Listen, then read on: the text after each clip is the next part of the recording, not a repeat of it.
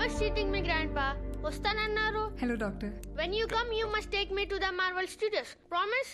వస్తాన్రా, promise. Okay. సరే నాన్న, తర్వాత మాట్లాడదాం. Bye. బాయ్.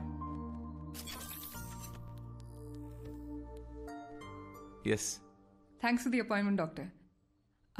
మేము ఉస్మానియా యూనివర్సిటీలో పారాసైకాలజీ కోర్స్ చేస్తున్నాము, third year students. I know professor Sitaram చెప్పాడమ్మా. Tell me, what can I do for you? Doctor, మేము logical mind and supernatural forces topic మీద రీసెర్చ్ చేస్తున్నాము. ఎన్నో కేసెస్ అనలైజ్ చేశాం. కొన్ని కేసెస్ అయితే అన్బిలీవబుల్గా ఉన్నాయి. For example, wait,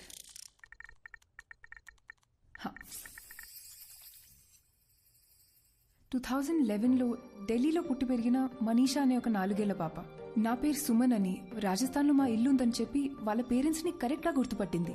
I'll just add to this. ఆ ఇంట్లో నిజంగానే సుమన్ అనే అమ్మాయి ఉండేది. 5 years ముందు ఓ యాక్సిడెంట్లో చనిపోయిందని చెప్పారు. How is it possible doctor? We were blown away by these facts. Professor సీతారాంతో దీని గురించి డిస్కస్ చేస్తున్నప్పుడు వీటన్నిటికీ మించిన ఒక అన్యూజువల్ కేస్ మీరు సైకాలజిస్ట్గా ప్రాక్టీస్ చేసే రోజుల్లో హ్యాండిల్ చేశారని చెప్పారు. ఇఫ్ యూ డోంట్ మైండ్ ఆ కేస్ గురించి చెప్పారంటే మా ప్రాజెక్ట్కి చాలా యూస్ఫుల్గా ఉంటుంది. And we really are curious to know. ఈ ప్రపంచమే ఒక అద్భుతం అమ్మా. It is full of mysteries and surprises. I feel anything is possible in this world of ours. We just have to keep our minds open like a parachute and then believe and later on accept. Okay, coming to the case that you're talking about, నేను బాగా ఎమోషనల్గా connect అయిన case అది. సైన్స్కి మించి ఆలోచింపచేసిన case. I think it was in the year 2013.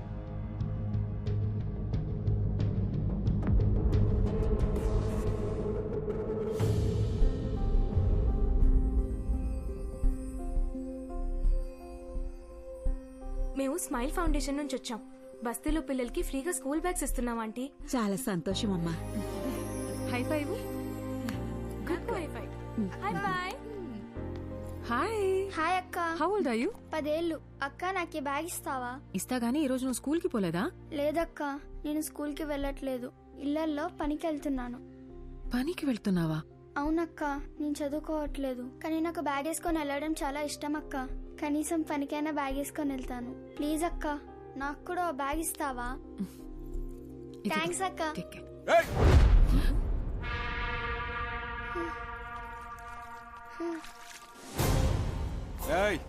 ఏందే పనిలోకి పోకుండా ఈడ మీటింగ్ పెట్టినావు?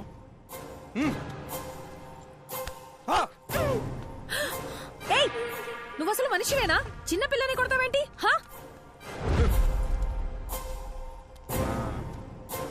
ఏందే సోషల్ సర్వీసా?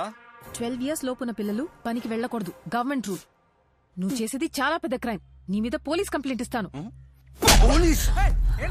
చేసుకుంటావు అసలు ఎవరు మీకు ఇంకా వేరే పనిపాటు ఏం లేదా అని మీకు?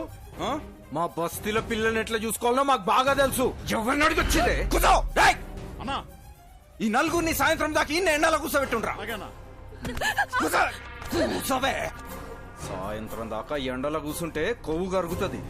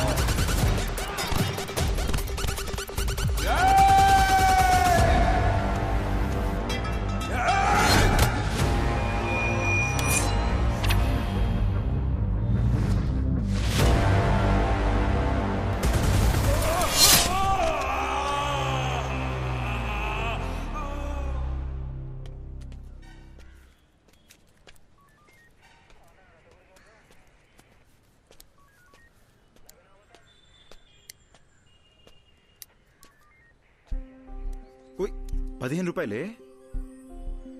అసలు నేనెవడు రమ్మన్నారా? నన్న రౌడీవా? ఓ గొడవ పడకుండా ఉండలేవా? అర్థమైంది. ఓకే ఇదెక్కడా న్యాయమే? నీకు ప్రాబ్లం అనగానే వచ్చాను. నేను అడిగానా? నేను చూసుకోగలను. ఇంకాసేపు ఆగి ఉంటే మేమే ప్రాబ్లం సాల్వ్ చేసుకుని వచ్చేసేవాళ్ళం.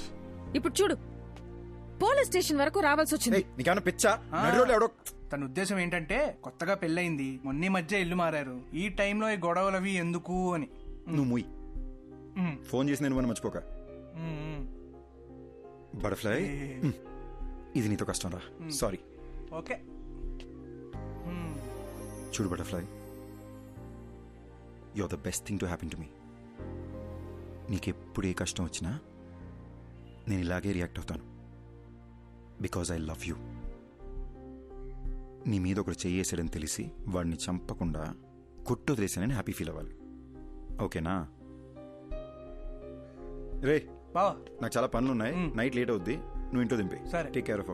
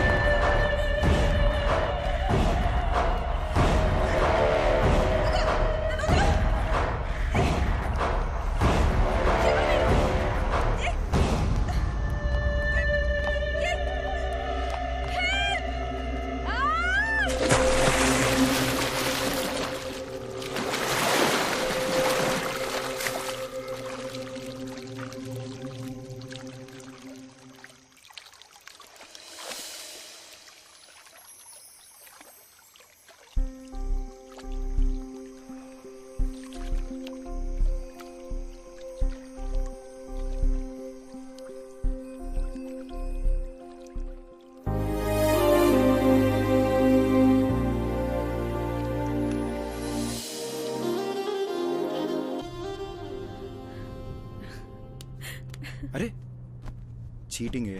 चीटिंग है? गाड़ी रोको भैया, गाड़ी रोको. रोको रोको. आपका का బండి ఆపు. ఏమైంది భయ్యా? ముంగడ యాక్సిడెంట్ అయ్యి రాస్తా బంద్ ఉంది. జరా ఇక్కడ సైడ్ నుంచి పోకాక. ఓకే భయ్యా, థ్యాంక్స్.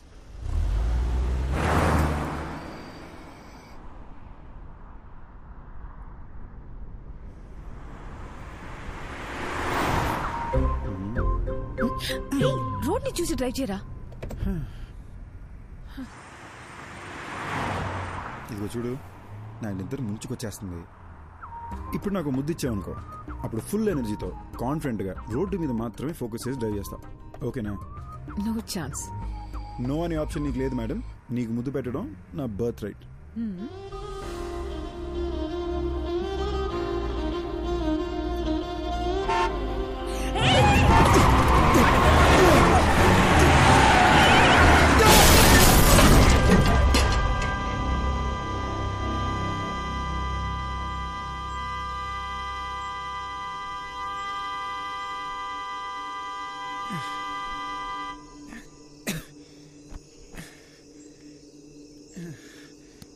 అయ్యి ఓకే, ఓకేనా?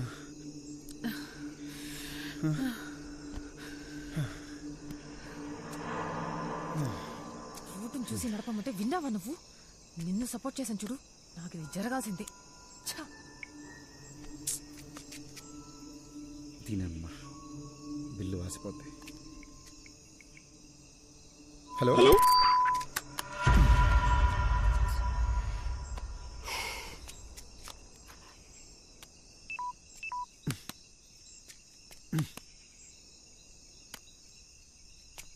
ఇప్పుడు ఏం చేద్దాం?